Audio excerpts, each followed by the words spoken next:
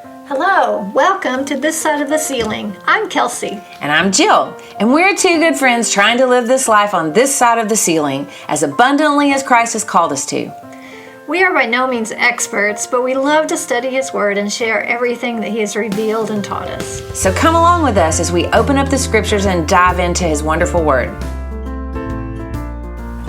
Hello, here we are again, and we are starting a new study today. So, in the last study we did, we studied a primary source. We studied Peter, and we got to hear what Peter said when he was with Jesus, the lessons he learned. And, you know, I teach history, and one of the best ways to learn history is to read a primary source, the person that was actually there when it happened. The second best way to learn history is to read a secondary source, which is a person interviewing a primary source, asking them what it was like. And so that's the fun thing, I think, that we've learned about the Bible is we have a lot of primary sources, people talking about what it was like when they were actually there. And so this time we've decided to study a place. And, of course, the people that were there and the people that visited there and the people that built relationship in that place. Yeah, that's right. And places are important. Yeah. I think I teach at a university, and so many times our students are graduating and they're really praying about where should I go? What place should I go to? And where does God want me to go? And I think a lot of times in those discussions, I hear people say, I've said before, I don't know that God cares. Pick a place and go. He can do lots of things, But we do pray, and we look for God leading us to a place. But I'm always reminded, we're going to be in Acts today, talking about this place that we haven't said yet. But in Acts 17, 26 through 27, it says, talking about God, and He made from one man every nation of mankind to live on all the face of the earth, having determined allotted periods and the boundaries of their dwelling place, that they should seek God, in the hope that they might feel their way toward Him and find Him, yet He is not far from each one of us. I love how that says that God has determined the allotted periods and the boundaries of our dwelling places. Mm-hmm. So, this time we're going to be talking about Ephesus. We're going to talk about the town of Ephesus. And, places are important. It reminds me of that country song by Kelsey Ballerini about half of me is my hometown. Right. She just talks about, because everybody in your hometown remembers that football catch. I grew up in the rural town, Searcy, Arkansas, and, it's a small town.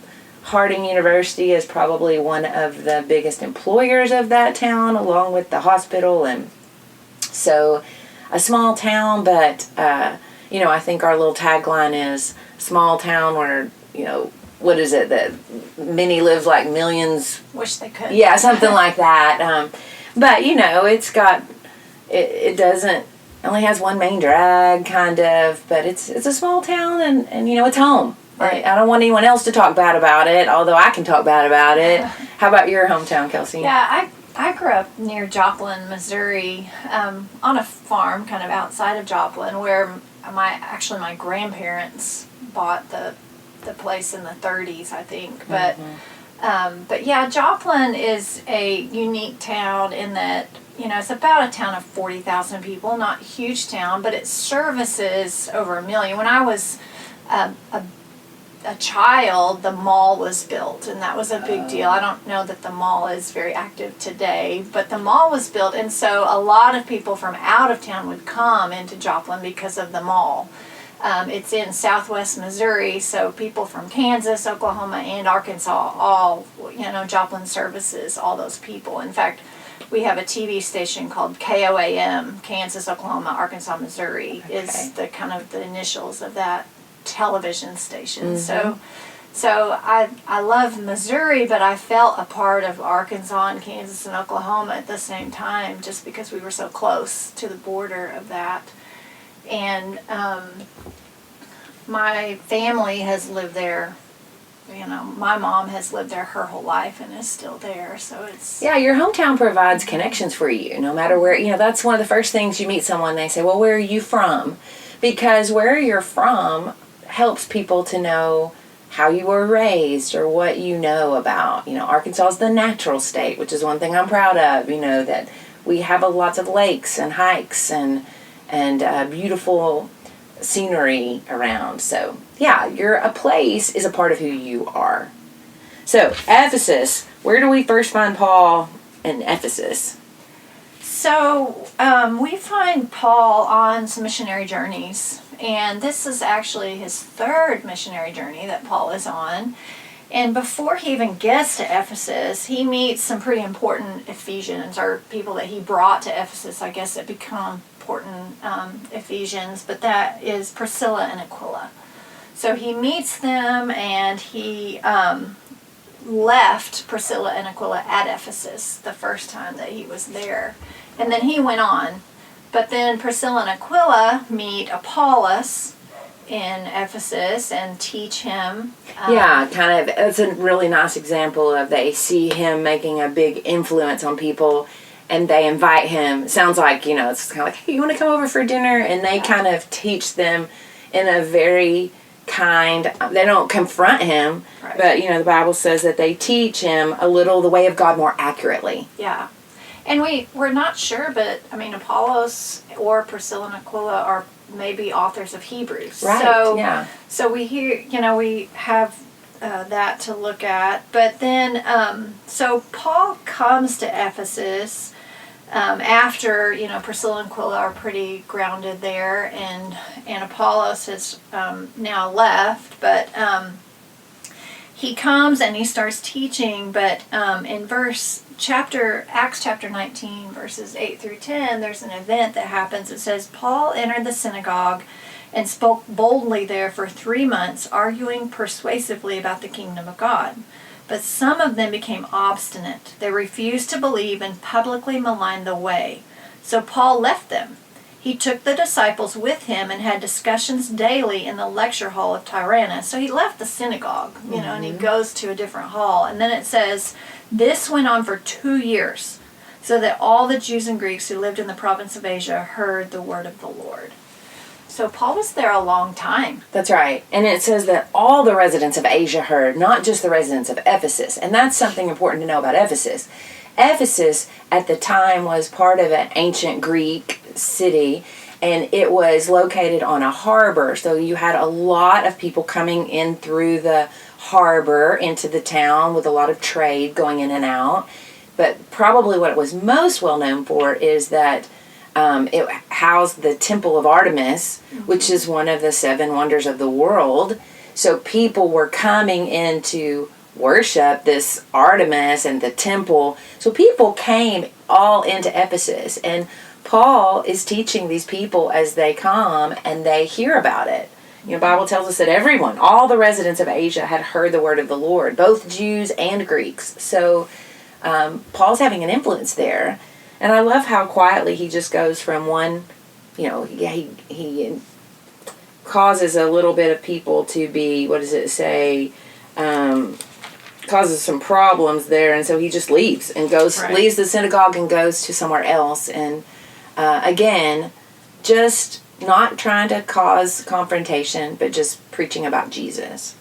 A little bit later in that chapter, we read about some conflict that comes as Paul is teaching with the Artemis followers. Right. I'll pick up where in that same chapter in verse 21, there's a riot that happens in Ephesus that probably you remember studying if you've ever studied anything about Ephesus. But in verse 21, it says, after these events, Paul resolved... I want to start in 23. Yeah. About that time there arose no little disturbance concerning the way. For a man named Demetrius, a silversmith who made silver shrines of Artemis, brought no little business to the craftsmen.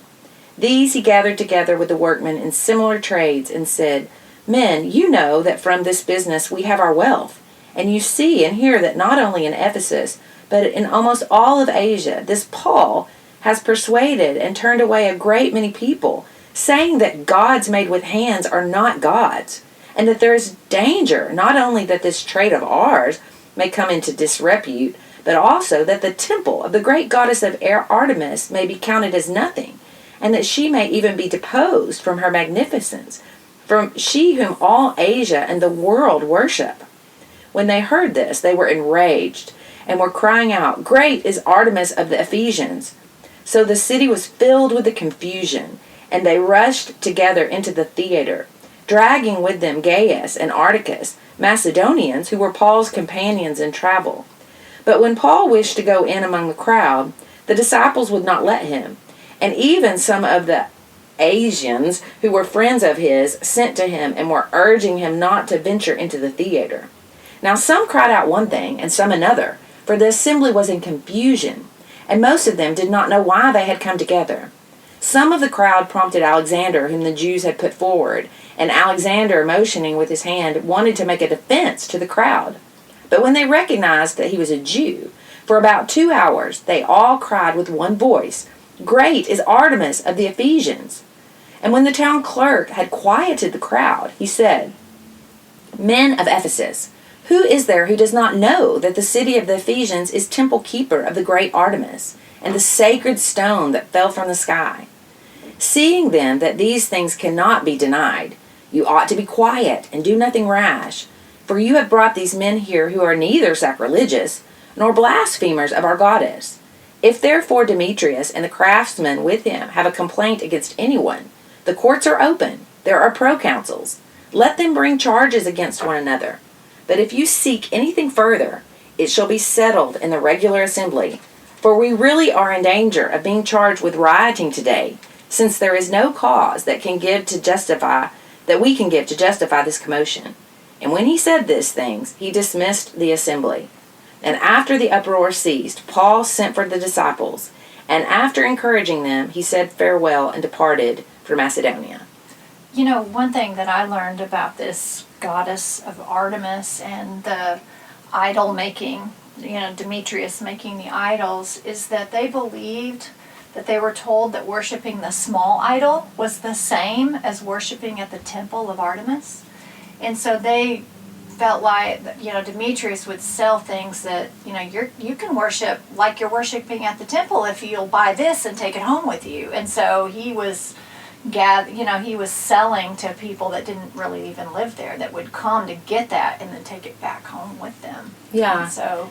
And you can tell that Demetrius was learning the lesson Paul was teaching, because he's telling them, he's going to tell them that Artemis is not, God at all, and he's learning what Paul's teaching. And I think it's also important, the town clerk gets up, he's the peacemaker, and he tells the people, hey, be quiet.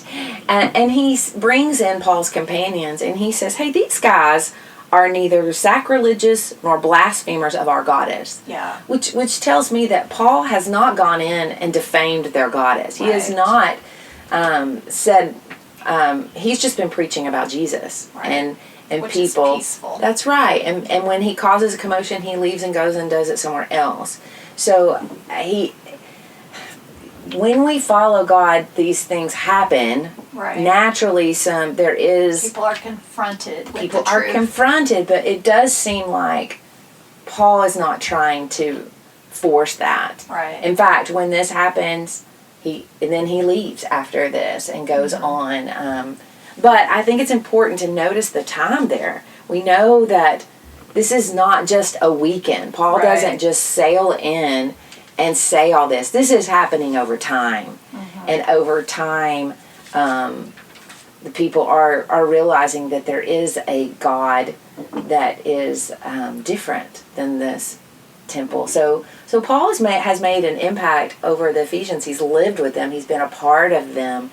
They know his personality, and it's been a home for him for several years here. Mm-hmm. Yeah, there's another touching episode with Paul in the Ephesians. You can see in Acts chapter 20 that he had built relationships with these people. And he has left Ephesus, but he's passing back by. He's trying to get to Jerusalem. is where he's headed, but he sends for the elders of the